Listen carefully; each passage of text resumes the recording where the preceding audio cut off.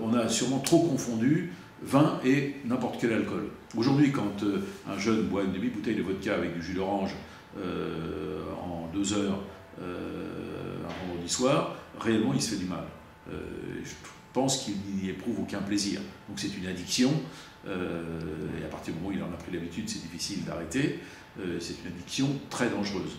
En revanche, boire raisonnablement un peu de vin avec ses amis à l'occasion des repas, et en faisant attention à ce qu'on boit et en parlant, et puis apprendre à connaître la différence entre les vins, aller à la rencontre des vignerons, des régions viticoles, même pour des jeunes, j'allais dire surtout pour des jeunes, parce que il faut apprendre ça quand on est jeune. Bon, si c'est plus tard, c'est pas grave, mais c'est bien d'apprendre ça jeune et d'apprendre la modération.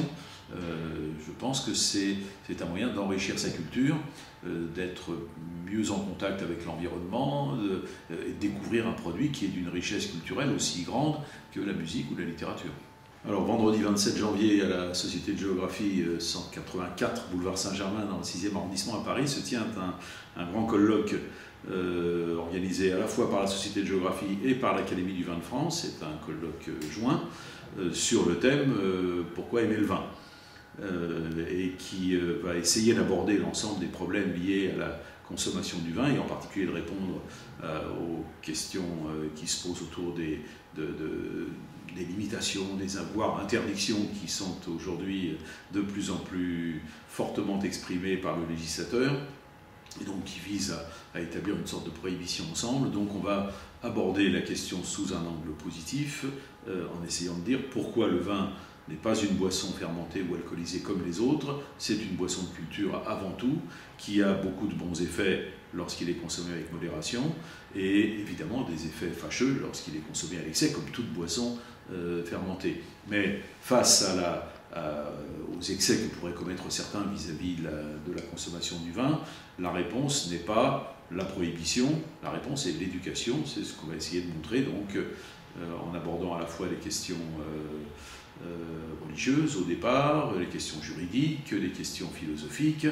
des questions de santé. Donc il y aura une alcoologue parmi les plus connues qui est Martine Daoust, qui est le recteur de l'Académie de Poitiers, qui a fait un rapport au ministre de l'Enseignement supérieur sur les dérives, enfin sur l'excès d'alcoolisation des jeunes, mais dans lequel elle montre bien que ça n'est pas au vin.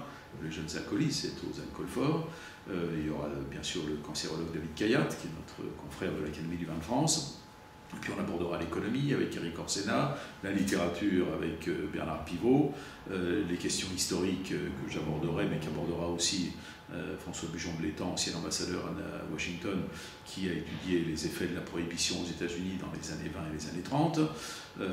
J'en oublie, enfin, il y aura aussi bien sûr tous ceux qui s'occupent d'éducation des jeunes à la consommation raisonnable du vin, et il y a des gens tout à fait passionnants dans ce domaine-là. Donc voilà, c'est une journée très bien remplie, entrée libre, c'est ouvert à tous, et ça se passe, je le répète, à la Société de Géographie, dans un grand amphithéâtre qui est au rez-de-chaussée, 184 boulevard Saint-Germain, dans le 6e, à partir de 9h30, et c'est ouvert donc gratuitement à tous.